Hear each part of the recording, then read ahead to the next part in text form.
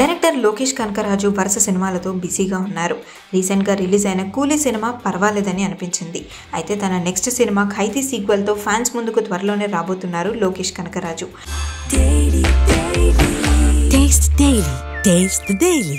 దర్శకుడిగా అదరగొడుతున్న లోకేష్ ఇప్పుడు హీరోగా ఎంట్రీ ఇవ్వడానికి రెడీ అవుతున్నారు.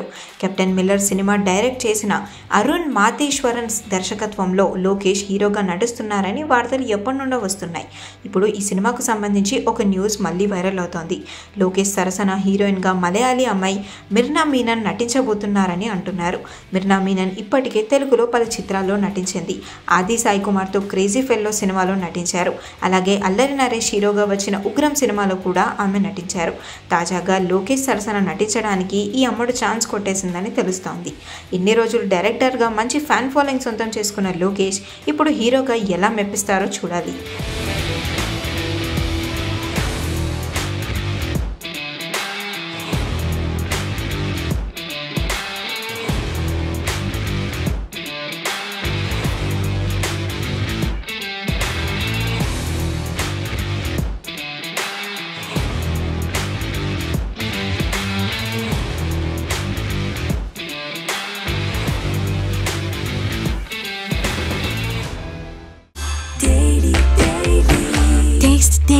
Taste the Daily.